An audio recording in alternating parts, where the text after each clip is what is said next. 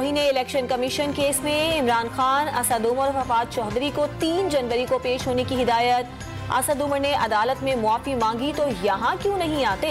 اصل چیز ملک ہے، وہ ہے تو ہم سب ہیں، ممبر پنجاب الیکشن کمیشن کے ریمارکس۔ کہاں گئی وہ منی لانڈرنگ اور 500 ارب روپے؟ جیسے ریٹائرڈ جاوید اقبال احتساب کے نام پر کالا دھبا ہیں، ان کی ویڈیوز بنا کر ان پر دباؤ ڈالا گیا۔ ڈیلی میل میں آرٹیکل لکھنے والے ڈیوڈ روز کو شہزاد اکبر نیب کے سیل میں لائے، جھوٹی بریفنگ دلوا کر اسٹوری کو انگلینڈ کے اخبار میں چھپوایا گیا۔ سلیمان شہباز کی میڈیا سے گفتگو۔ ایف آئی اے منی لانڈرنگ کیس میں سلیمان شہباز کی 14 دن کے لیے حفاظتی ضمانت منظور۔ توشہ خانہ کیس میں الیکشن کمیشن کے فیصلے اور مزید کارروائی کے خلاف عمران خان کی درخواست پر سماعت۔ اسلام آباد ہائی کورٹ کیس مسترد کر دے گی، عمران خان کے وکیل کا دعویٰ۔ مرشد مرید شہزاد اکبر اور فرح گوگی قومی سلامتی کے لیے خطرہ تھے، گھڑیاں فروخت کرنے کے لیے جعلی رسیدیں پیش کی گئیں۔ محسن شاہ نواز رانجھا کی گفتگو۔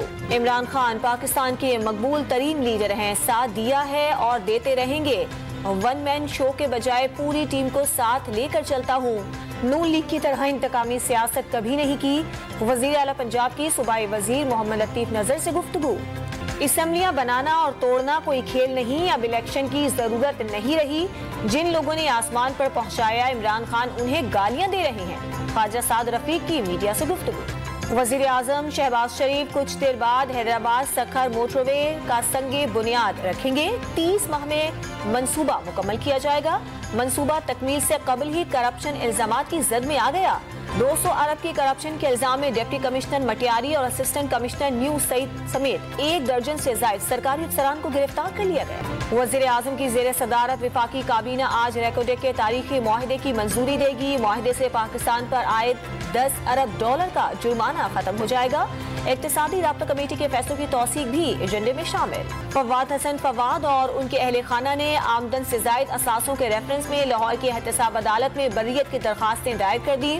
نیب نے آمدن سے زائد اثاثوں کا جھوٹا اور من گھڑت کیس بنایا، درخواست میں موقف۔ گلشن معمار کراچی سے لاپتہ شہری گھر واپس آ گیا، پولیس نے پیش رفت رپورٹ جمع کرا دی۔ سندھ ہائی کورٹ نے دیگر لاپتہ افراد کی بازیابی کی پیش رفت رپورٹ 6 ہفتوں میں طلب کر لی۔ لسبیلا کے قریب گاڑی سے 350 کلو چرس اور اسلحہ برآمد، 2 ملزمان گرفتار۔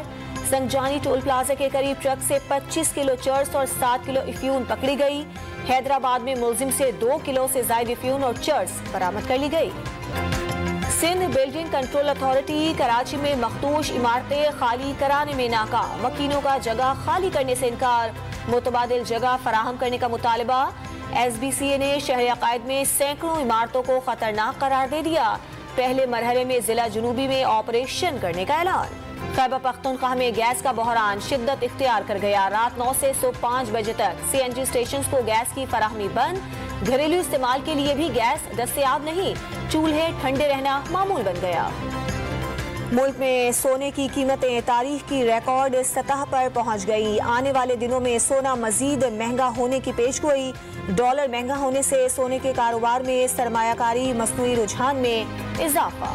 فیفا ورلڈ کپ میں پہلا سیمی فائنل آج کھیلا جائے گا، میسی کی ٹیم ارجنٹائن اور کروشیا مد مقابل ہوگی، میچ پاکستانی وقت کے مطابق رات 12 بجے شروع ہوگا، دوسرا سیمی فائنل کل مراکش اور فرانس کے درمیان ہوگا۔ ملتان ٹیسٹ میں شکست کے بعد پاکستان کرکٹ ٹیم آج کراچی کے لیے روانہ ہو جائے گی، انگلش ٹیم کے کھلاڑی ملتان میں گولف کھیلیں گے، کل صبح شہر عقائد کے لیے روانہ ہوں گے۔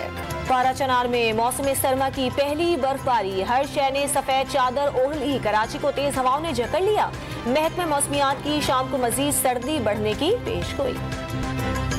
پشاور کے تاریخی اسلامیہ کالج میں گل داؤدی کی نمائش، خوش رنگ پھولوں نے ماحول کو قدرتی رنگوں سے رنگ دیا، پھولوں کی بناوٹ اور فطرت کی رنگینی نے شہریوں کو سحر زدہ کر دیا۔